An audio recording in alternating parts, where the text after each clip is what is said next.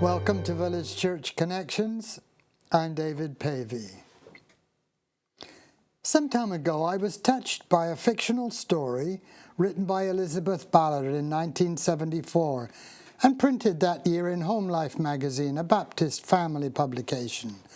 Paul Harvey read this story during his daily radio broadcast on the 4th of April, 1998.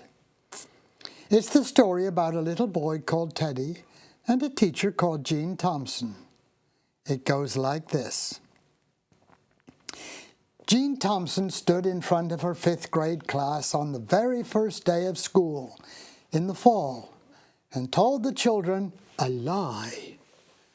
Like most teachers, she looked at her pupils and she said that she loved them all the same. And that was impossible, because there in the front row, slumped in his seat, was a little boy named Teddy Stallard. Mrs. Thompson had watched Teddy the year before and noticed that he didn't play well with other children, that his clothes were messy, and that he constantly needed a bath. Teddy was rather unlovable.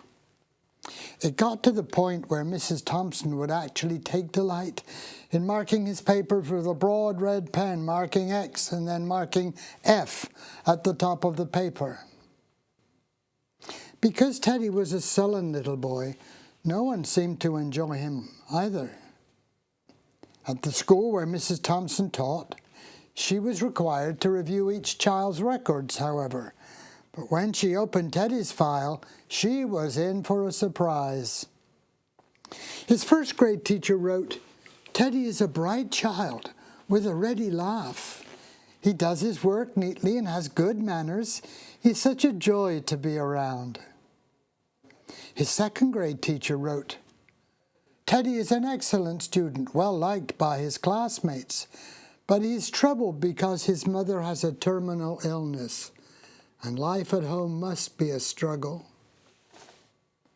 His 3rd grade teacher wrote, "Teddy continues to work well, but his mother's death has been hard on him. He tries to do his best, but his father doesn't show much interest, and his home life will soon affect him if some steps aren't taken."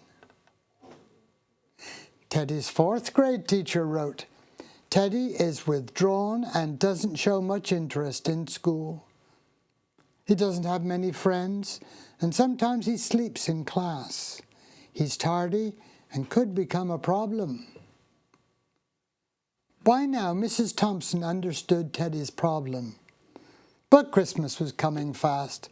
She was busy with the school play and grading papers, until the day before the holidays, when she was suddenly forced to focus on Teddy Stallard.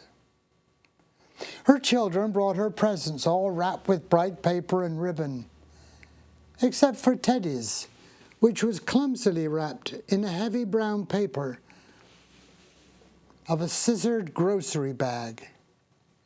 Mrs. Thompson took pains to open it carefully.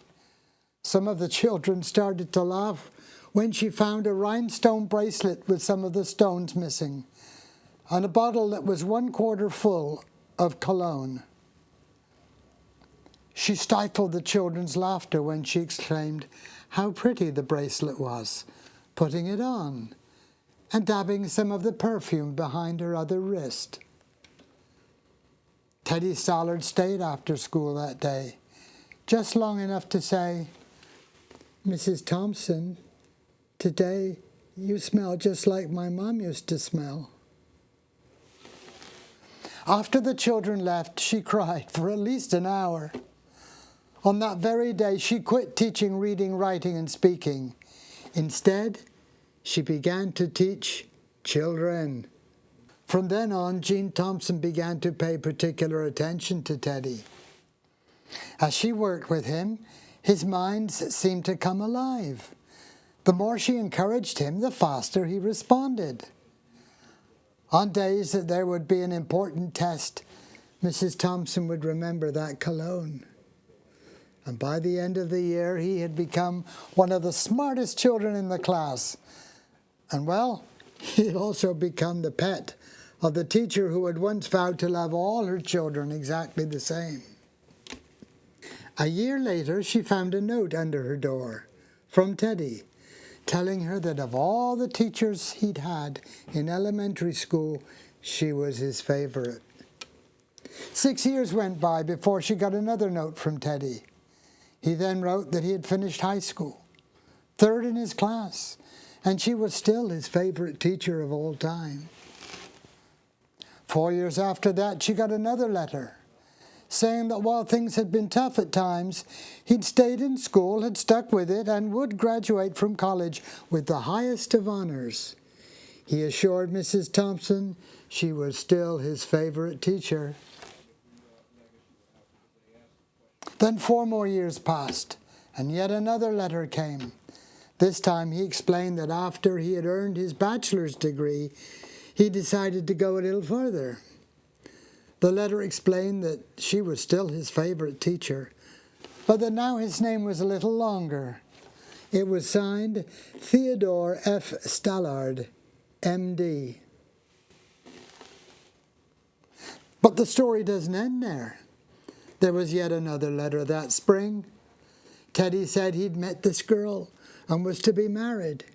He explained that his father had died a couple of years ago, and he was wondering if Mrs. Thompson might agree to sit in the pew that was usually reserved for the mother of the groom.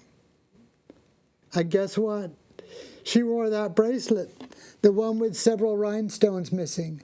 And on that special day, Jean Thompson smelled just like the way Teddy remembered his mother smelling on their last Christmas together.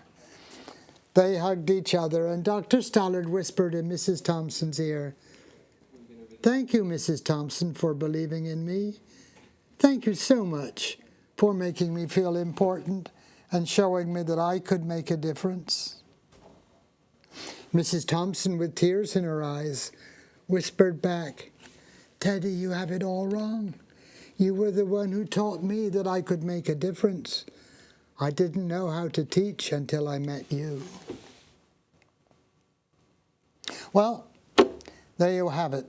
And there's a lesson here about the importance of kindness. Jesus encouraged us to go the extra mile. He said, if you were kind only to your friends, how are you different from anyone else? I think kind people are the best kind of people, don't you? And thank you for tuning in to Village Church Connections.